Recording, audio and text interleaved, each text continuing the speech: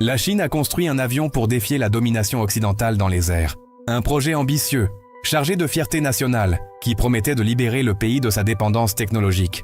Mais il y a un secret gênant que presque personne ne mentionne. Cet avion, le C919, ne peut pas voler sans une pièce essentielle, un moteur fabriqué aux États-Unis. Et lorsque Washington a menacé d'interrompre l'approvisionnement, tout le programme a failli s'effondrer. Mais au moment où le rêve semblait s'écrouler, quelque chose d'inattendu s'est produit. Un tournant stratégique, une décision qui n'était pas technique mais politique, et qui a tout changé. Pourquoi les États-Unis ont-ils permis au C919 de survivre? Que se cache-t-il derrière cette concession apparente? Et que signifie tout cela pour l'avenir de l'aviation mondiale? Ce que vous allez entendre n'est pas seulement l'histoire d'un avion. C'est une bataille silencieuse pour le contrôle des cieux, où chaque composant a un prix et chaque vol est un coût géopolitique. Préparez-vous, car ce qui est en jeu, ce n'est pas seulement le destin du C919, c'est de savoir qui décidera du futur de l'aviation mondiale. Quand le C919 a décollé pour la première fois, ce n'était pas juste un vol d'essai. C'était un acte de fierté nationale. Les médias chinois l'ont proclamé comme un moment historique. Pour Pékin, c'était bien plus qu'un avion. C'était une déclaration. Le début d'une ère où la Chine ne dépendrait plus des géants étrangers pour prendre les airs. Mais cette illusion n'a pas duré longtemps. Car même si son fuselage et son design étaient « made in China », son âme venait de l'autre côté de l'océan. Le moteur qui le propulsait, les systèmes critiques de navigation, jusqu'à certains capteurs essentiels, tous fabriqués par des entreprises américaines et européennes. Le C919, présenté comme le symbole de l'autosuffisance, était en réalité cousu de pièces étrangères. Un paradoxe troublant, l'indépendance volait, mais avec des ailes empruntées. Et c'est là que le vrai problème est apparu. Parce qu'un avion moderne n'est pas seulement un exploit d'ingénierie. C'est un réseau de dépendance, une chaîne d'assemblage où si un seul maillon casse, tout s'arrête. Et c'est exactement ce qui s'est produit. Tout a changé avec une décision qui est tombée sans préavis. En mai 2024, le gouvernement des États-Unis a activé une mesure qui a déclenché l'alarme dans l'industrie aéronautique mondiale. Ce n'était pas un simple revers.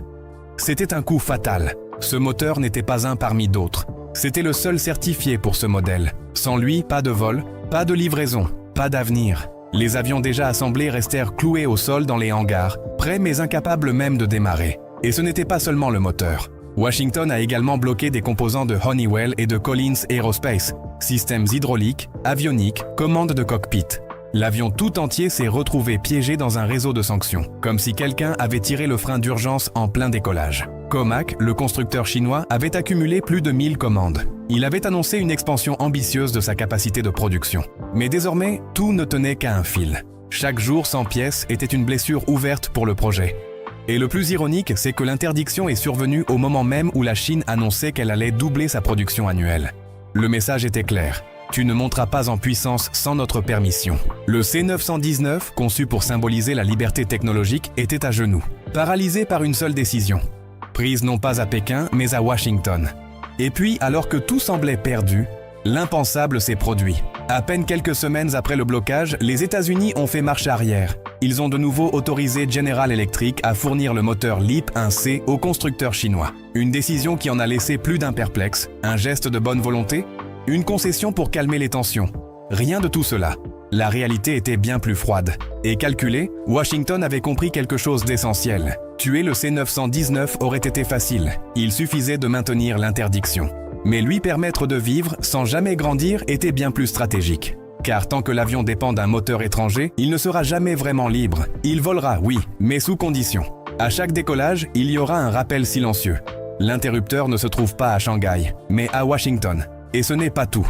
Cette soudaine flexibilité a coïncidé avec la fin d'une fenêtre critique de négociations commerciales entre les États-Unis et la Chine. Coïncidence impossible. Autoriser la vente du moteur n'était pas une concession. C'était un jeton de négociation. Une carte de grande valeur dans une partie géopolitique où chaque pièce est déplacée avec une précision chirurgicale. Le message était clair. Nous te laissons avancer, mais jamais trop.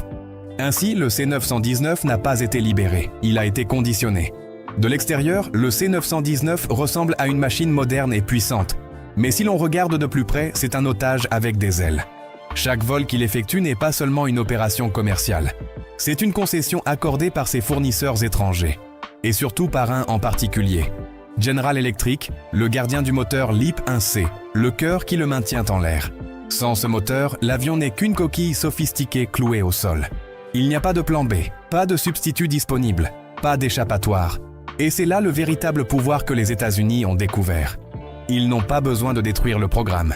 Il suffit de le maintenir dans un entre-deux. Fonctionnel, mais surveillé. Opérationnel, mais jamais souverain.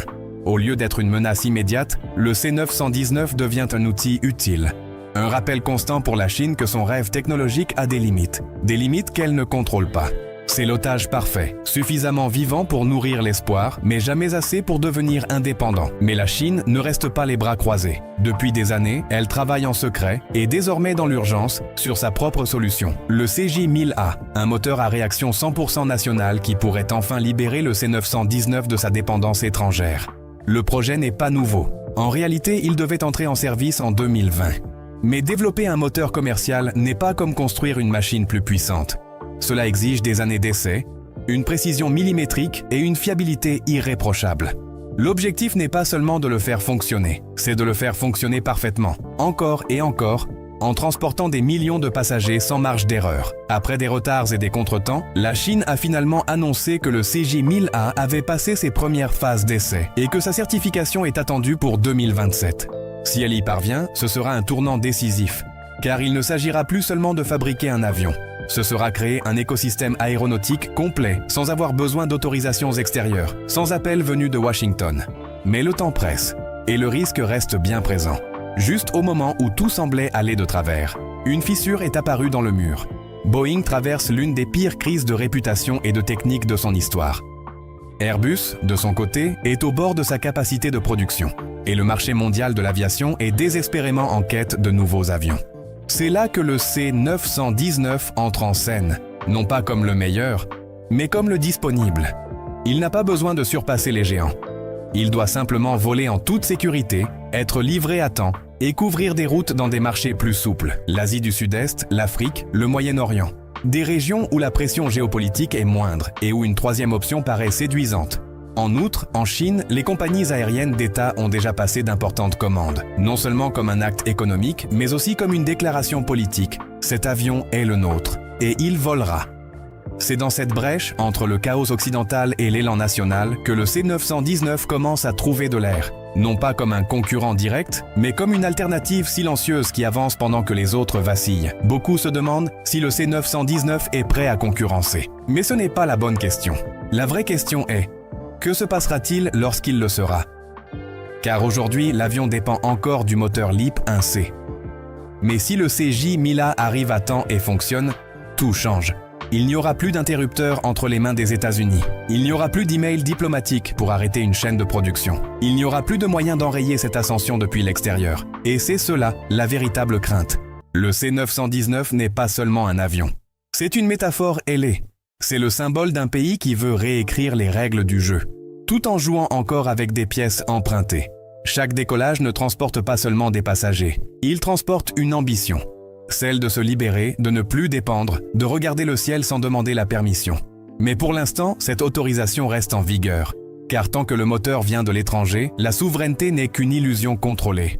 La question n'est pas de savoir si la Chine parviendra à fabriquer un avion entièrement indépendant. La vraie question est, quand? Et lorsque ce moment viendra, le monde sera-t-il prêt à accepter ce nouvel ordre dans les airs? Le compte à rebours est lancé, et en attendant, le C919 continue de voler.